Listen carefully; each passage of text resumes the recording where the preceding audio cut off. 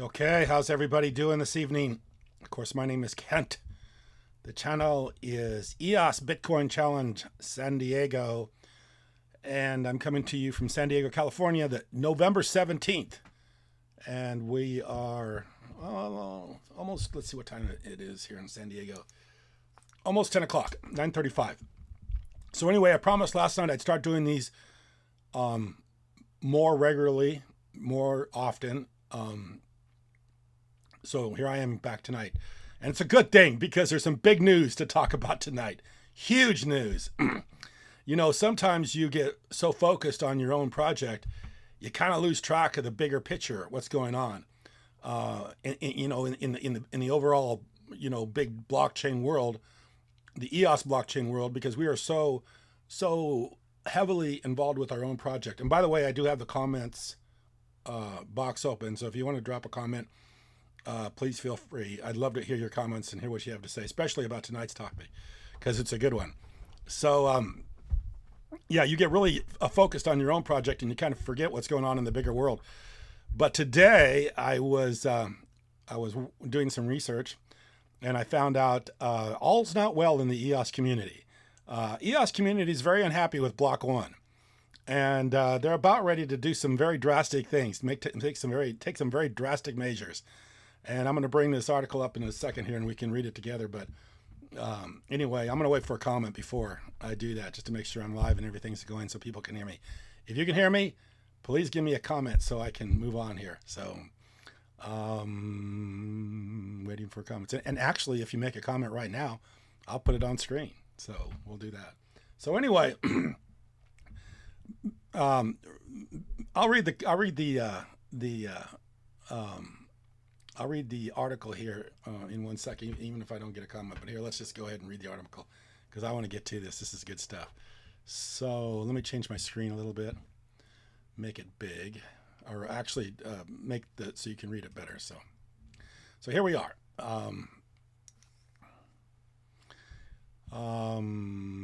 Cancel that. Okay. So anyway, I'm going to read this to you, and we can talk about it because this is good stuff. It says EOS community wants to delete Block One's tokens worth $196 million. And before I start this, let me preface this with saying that I've been doing this channel for quite a while, over I think 3 years. If anybody knows the frustration people have with EOS and Block One, it's me, because I get to hear it all the time from people from the comments on this video. So whenever I make a video about EOS, I get to hear about how it's underperformed, how Block One hasn't done what they're supposed to do, how Dan Lermer's leaving was a real, was kind of something he said he wouldn't do and he did anyway. And there's just all this stuff, the whole voice thing when they said they had voice and that was all going on. All this stuff, I get to hear about it pretty regularly when I'm doing these videos. So if anybody understands what's going on here between Block One and the community, I can kind of figure this out based on the fact that I've done this for a long time. So it says the EOS Network Foundation wants to take away Block One's vested tokens worth about $196 million. A group representing the EOS community wants to delete vested tokens held by Block One, claiming the team failed to deliver on promises. Okay, I'll explain what's going on here. What's going on here is originally Block One, of which Dan Lermer was the lead person, Brendan Bloomer and of course Brock Pierce were involved. Some other investors created the EOS software, or the EOS IO software. And of course, when they launched it, it was launched by the community. The community was basically the 21 block producers and the people that hold the tokens. Once they launched the chain, it became independent of Block One. Although Block One retained 1/10 or 100 million tokens of the billion tokens that were outstanding. So they got to keep those. That was written in the code, and they got to keep those, and that was part of, I guess, their whatever fee or whatever. They wanted to have some stake, I guess, as far as voting was concerned and controlling the chain, so they kept 100 million tokens. But now the community isn't happy with the way Block One has handled the chain, and they want those 100 tokens, 100 million tokens back. I guess it's not all of them are still available. Some about 55 million of them. I don't know what has happened to them, but there's 45 million that are still available, and they want those tokens back. So I'm going to go ahead and read this. EOS Foundation goes to war against Block One. I'm reading right here. The ongoing battle between EOS Network Foundation and the project founding team, Block One, has taken a new turn. There is now a raging debate in the EOS community over Block One's vested share of EOS token supply. It has been reported that Block One CEO Brendan Bloomer and co-founder Brock Pierce met with EOS Nation founders to discuss a contention over Block One's vested tokens. At the network genesis, which was the beginning of this whole process, the blockchain, Block One allocated itself 10%, like I just said, of EOS total supply of 1 billion vested tokens over a period of 10 years. Currently, out of a share of 100 million tokens, Block One has access to about 45 million tokens. Like I said, the other 55 million, I don't know what happened to. Block One, the development team behind EOS, and I got a train coming through, raised $4 billion. Let me make sure I'm live here.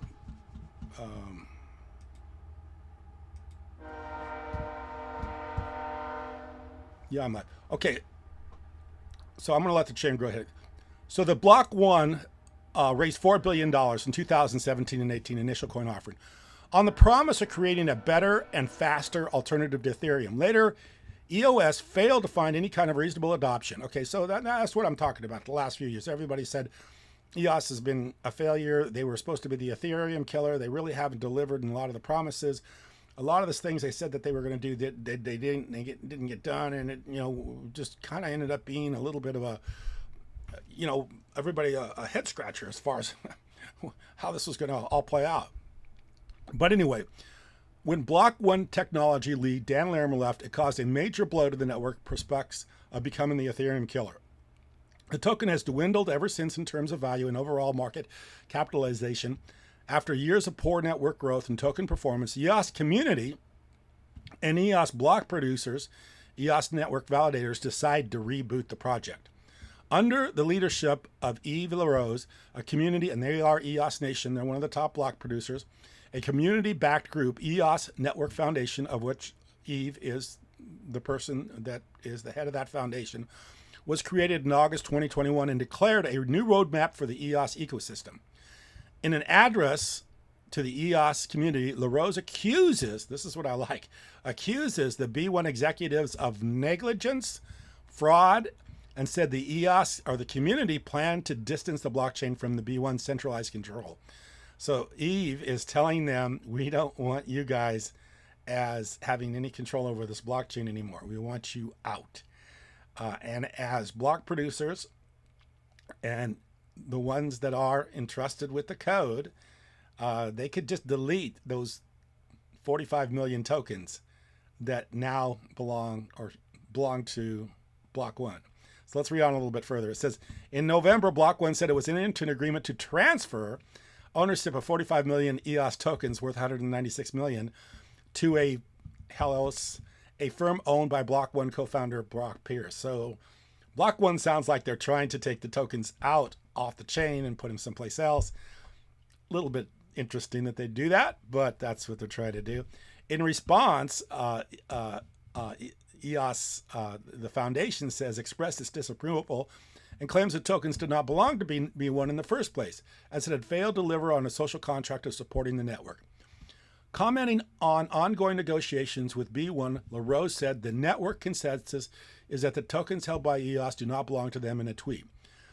This is what Yves said. Yves said, the gist of the disagreement and why negotiations are happening is that B1 believes the tokens they sold still vesting belong to them, while the network, through consensus as it exists, believes the opposite. Those tokens do not belong to B1. So here's Yves' tweet on, looks like, was it Twitter that he did this? Wherever he tweeted, yeah, it's on Twitter. So he tweeted, LaRose wrote further, the network could remove the vesting code and the network believes it is within their rights to do so. So as block producers, they can pretty much rewrite the code and do whatever they want as far as those tokens are concerned. It's not surprising that B1's disagreement with the foundation's claims. B1 co-founder Brock Pierce said the 45 million tokens will be used to grow the EOS ecosystem.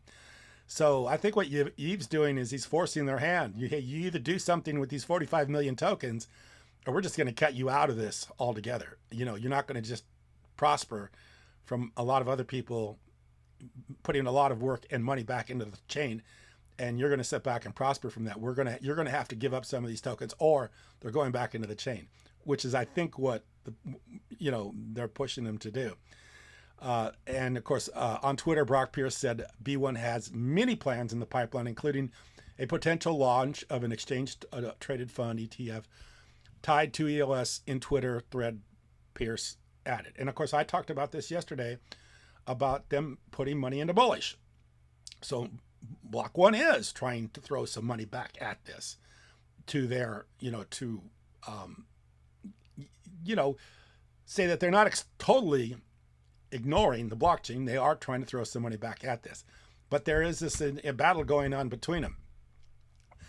I don't think EOS will benefit from authoritative control over account balances that will undermine property rights. And I think ecosystems should focus on collaborating together to succeed. The community does not appear to be convinced of Block One's stated financial motives. The idea has not resonated with many community members who appear to simply want Block One out of the way. Such members have supported the idea of a takeover at the protocol level. Just delete them. There's no good compromise for EOS. One anonymous member wrote. Another member called B1 a scam, and that it's going against their publicly stated. Okay, it's called them a scam, and that it's going against their publicly stated comments. As a consequence, the foundation, with support from the community, may attempt to fork the EOS software code to change the original token allocation. Otherwise, it is still unclear how the foundation can remove Block One's token allocation.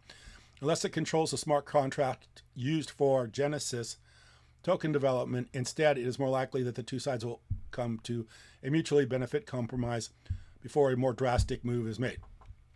Okay, so this is, I don't know if the person understands smart contracts that wrote this or not. My understanding is that they do control the smart contracts, the block producers. The other thing is that they can always fork the chain. So if EOS decides, or the community decides that they want Block One out of the way, they could just fork the chain, and when they fork the chain, rewrite it so that those tokens are either burned or that those tokens are reallocated to some other account. So that's what's going on.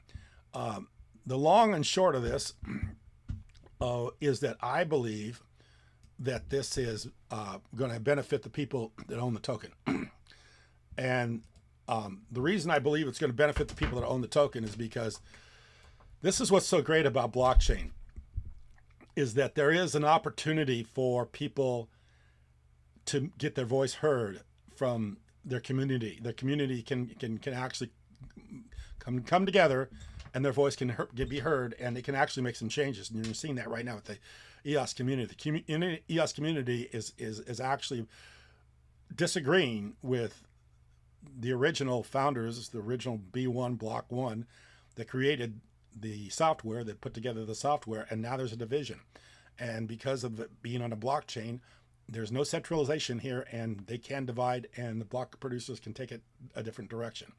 And they can do that by rewriting the code, or they can do that by simply forking the chain. You saw this same thing happen with Binance, or with CG, when he tried to take over Steemit, and they just forked it and went to Hive. So you can see that this could possibly happen with EOS.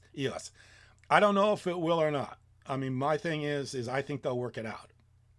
I think it's in the best interest for them to work it out, but I also think it's in the best interest for them to work it out by the two parties, both being able to, do what's best for the chain, and have nobody really take control here. Have the best, just like in a system that we have in our government. We have a two-party system We have multiple branches of the government. There's no central, we have the judicial, with the executive, the different branches of government. Um, um, and that's what we see here. We have two different sides that are trying to be saying the other side is taking too much control. So let's see if we can compromise and get this worked out. So we'll see what happens. But anyway, this is interesting. I think it's going to help the token. I think it's going to help the community, and I think it's going to help the people that own the EOS token. And hopefully, it's going to improve the price and actually move them forward as far as what the direction is. Because I do think the direction for EOS has been very, very negative, very, very bad. And in that respect, I totally agree with the EOS Foundation that there needs to be a better direction here. And I think the EOS Foundation is probably got him backed against a corner. They're going to have to make up their mind what they want to do here. So this is big news coming out. Big news for EOS. Like I say, we get so focused on our own project that we forget what's going on with the bigger picture. And a lot of times, for me, I get so inundated with stuff about EOS because I've made so many EOS videos, and also, was back 2-3 years ago, excited enough to say I wanted to do a party if we ever made $100. So I get to hear about that very often. And so, okay, I got a comment. So I'm going to put the comment because it's the first person to comment on videos. Okay, here you go. Can we expect $50 to $100 EOS? Yes, we can expect $50 to $100 EOS. And like I say, today's developments just show you how powerful this structure is. You couldn't do this at Facebook. You couldn't have Mark Zuckerberg and the employees battling it out about whether Facebook should, should give up information, private information. I mean, Zuckerberg owns most of the stock, and he's going to do what he wants to do, and there's nothing the employees can do. But in blockchain, the foundation can come up with, they can have a way of bringing Block One to the table and say, look, either you start to do something with these 45 million tokens, either you put it back in the chain, you put it to work, or we're just going to delete you, or we're going to go a different direction. We're going to fork this chain. We can do something else with it. So we'll see what happens. Oh, I got a negative comment. So somebody that's negative, why don't you write something so I know what it is why you give me the thumbs down. So I got 1 thumbs up and 1 thumbs down. I'm going to keep this box open. So if you want to make a comment, make a comment. This is big news. And actually, I just read about this a few minutes ago. So I haven't had a lot of time to digest it myself. And see what I think about it. And of course, I don't know all the details of what's happening here between Block One and the foundation. We were just given a grant by the foundation, so obviously we're very grateful to the foundation. We're very much in support of the foundation. But as far as all the details are concerned, I don't know. This is the first time I wrote this. I didn't know that there was this going on between block producers and Block One, and I don't even know how many of the block producers are members of the foundation, or how the foundation. I know there's EOS Asia, and EOS Nation as the block producers in the foundation. Okay. Sandman writes, here, I'll put it up. Sandman, Mr. Sandman. Did you all claim your EOS settlement money yet? Oh, interesting, Mr. Sandman. Very good point. So I think what Mr. Sandman says here is that there may be some class action suits against Block One. I think if that's what you mean, because if you're an EOS token holder, and Block One, as Eve says, did not fulfill their promises. In fact, let's see what Eve wrote here. He's pretty strong in language here. The network, and let's go up a little bit further here. LaRose accused the B1 executives of negligence. That's a legal term, negligence, and fraud, another legal term. and said the community planned to distance the blockchain from B1's centralized control. Oh my gosh. So I think Mr. Sandman is onto something there. Thanks. Nice comment. Yes, there could be a settlement in the future for anybody that holds the EOS token. But they did settle with the Securities and Exchange Commission as far as the, being a security or not. But that still does not mean that they can't be sued for negligence and fraud as far as the way they operated the chain and whether or not there's any liability there.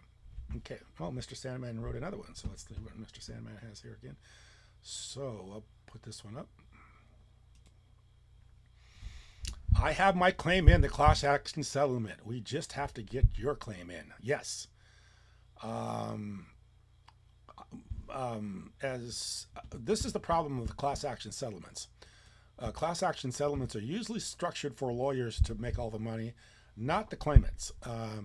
So that's generally what happens in class action lawsuits.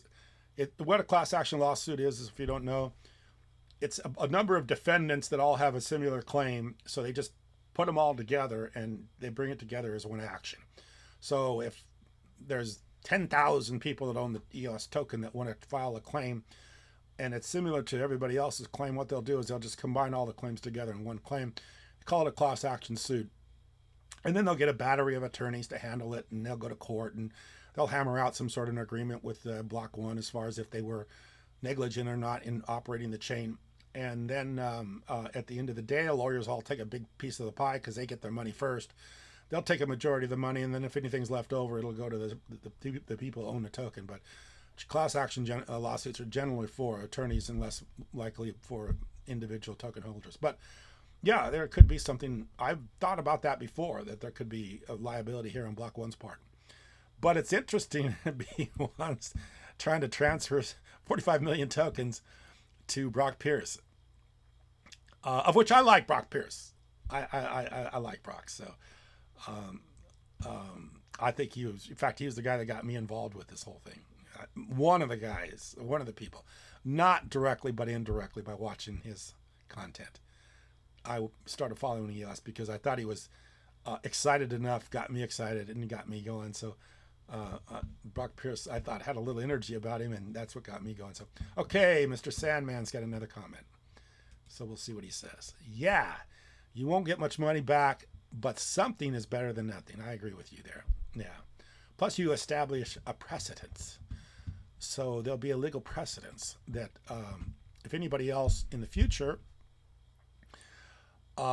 decides to raise $4 billion in an ICO and then not deliver, that and there's a class action lawsuit with some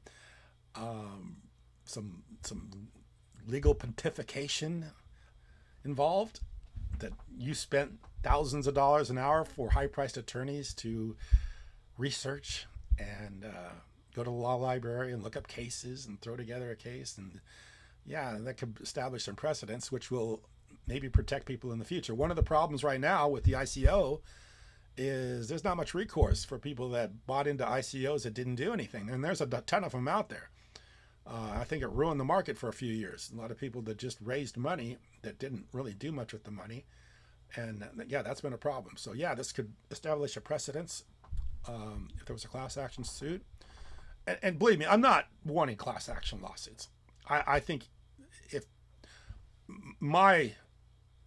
what I prefer would be that the foundation and B1 could work this out.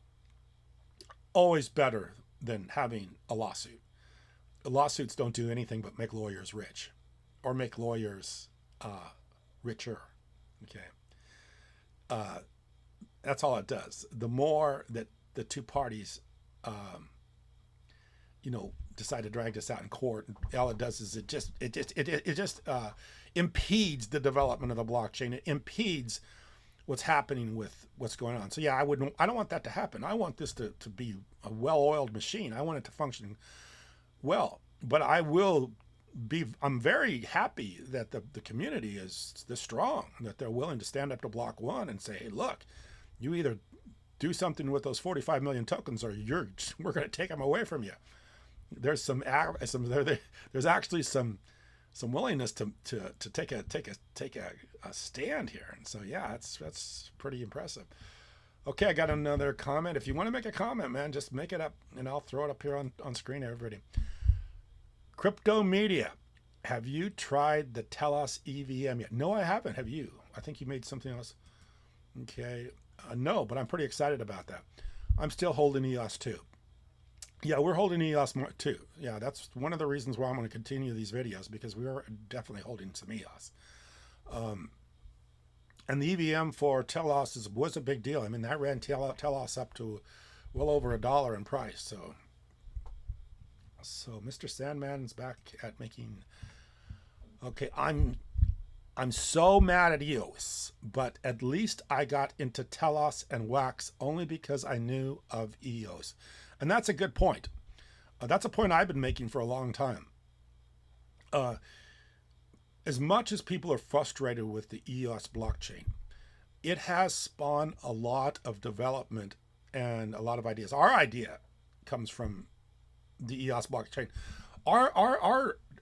And that's why we always, like I say, no matter how this turns out or how badly Block One has done in trying to make this a better blockchain or get this going, we're always indebted to them because we're running an application that we could not run otherwise. So we're actually pretty far down the road of having an application work really, really well on the blockchain. And we would never have done that if it had been on Ethereum, because it wouldn't have been able to run because of the fact that the transaction couldn't handle the amount of transactions that we're doing.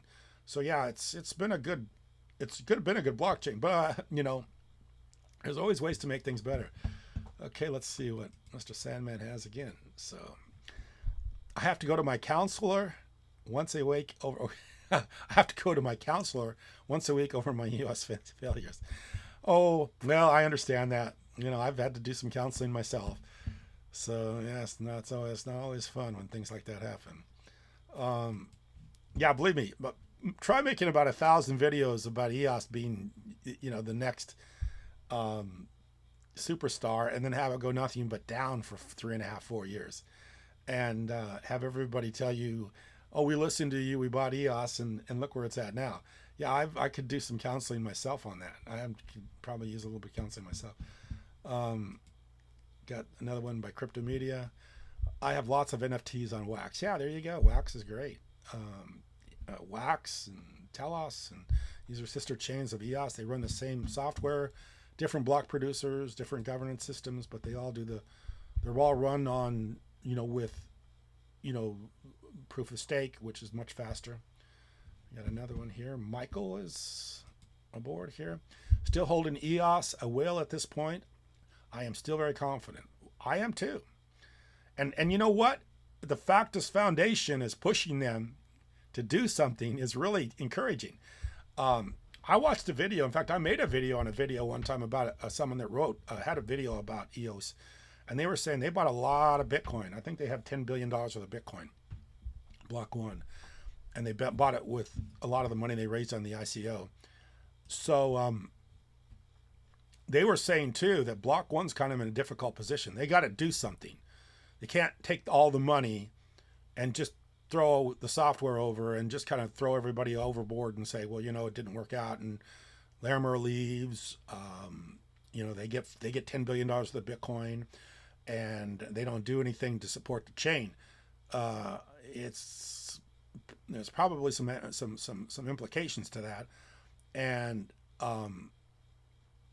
that person was saying at that time that there could be legal implications to Block One's and the way they handled this blockchain. So I think things are going to look up for EOS. I think that you got a good, strong foundation, strong community, strong leaders in the community, the foundation. They're making this stand, so we'll see what happens. Crypto Media again. Telos punks are coming to the EVM. All right, so that should be fun. The Ethereum virtual machine, which basically Ethereum. The bridge between Ethereum and EOS. So EOS, which runs very fast, and Ethereum, which has a lot of development and a lot of money, a lot of ICO money, and a lot of developers. So yeah, those two merging would be a big thing. So anyway, I'm going to try to do this every single night for a while, see how this works out. Like I say, if you want to make a comment, I'll put it on screen and we'll talk about it. And this interaction I'm doing with you right now is mainly about interacting with people and see what they think. And if you have comments about this article, I'm going to post this on this video. Read through the article,